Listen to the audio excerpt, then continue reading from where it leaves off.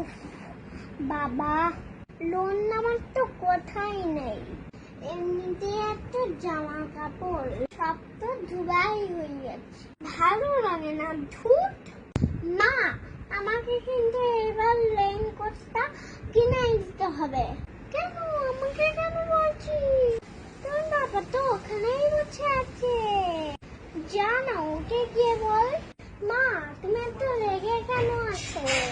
সারাদিন তো আমি সব কাজ করি, সারাদিন আমাকে সব রান্না করতে হয়, বাথরুম ধুতে হয়, কাপড় কাচতে হয়, তারপর তোদের আবার খাবার দিতে হয়, তোদের ঘুম পাড়াতে হয়। সারাদিন এত কাজ করলাম, মাথাটা একটু খারাপ হবে না বল?